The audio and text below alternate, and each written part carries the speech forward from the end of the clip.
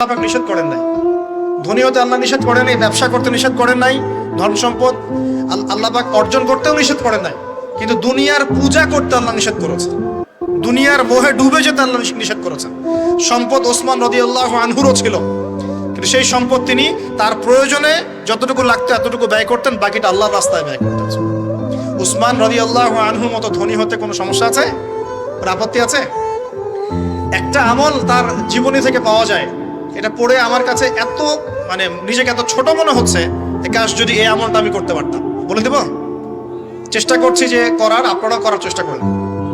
উসমান রাদিয়াল্লাহু আনহু ধনী ছিলেন কিনা, তো নবীর কাছে গিয়ে বলছেন যে আমার ধন সম্পদ খুব বেশি বাড়ছে, ইয়া রাসূলুল্লাহ আপনি সম্পদ একটু কমানোর দোয়া করেন তো আমার জন্য। চিন্তা করা যায়, মানুষ এমন দোয়া কেউ করবে এই যুগে?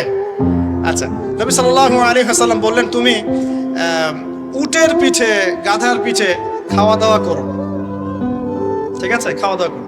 তো তিনি খাওয়া দাওয়া করেন।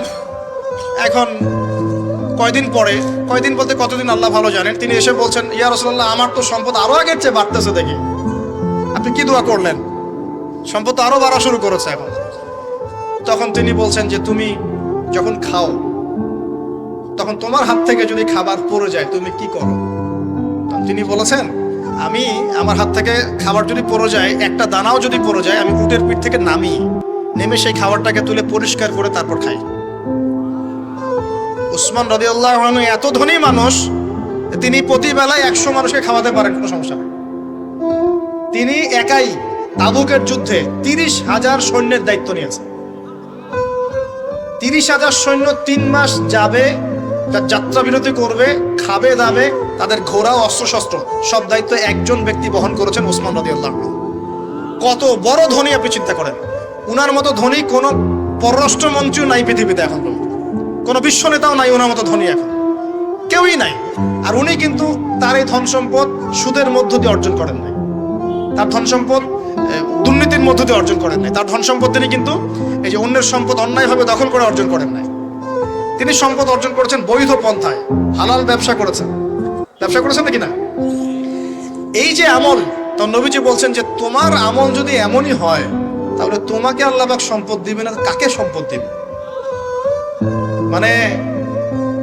তুমি আল্লাহ পাকের যে সম্পদ, রিজিকের যে শুকরিয়া আদায় করো, কৃতজ্ঞতা প্রকাশ করো যে আল্লাহ আমাকে ভালোবেসে রিজিকটা দিয়েছেন, আমার হাত থেকে পড়ে গেছে, আমি তুলে খাই।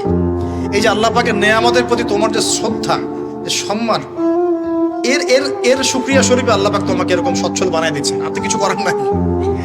তো উসমান রাদিয়াল্লাহু আনহুর মতো ধনী হতে কোনো সমস্যা আছে? তিনি কৃপণ ছিলেন না, তিনি আল্লাহ পাকের নেয়ামতের শুকরগুজার ছিলেন।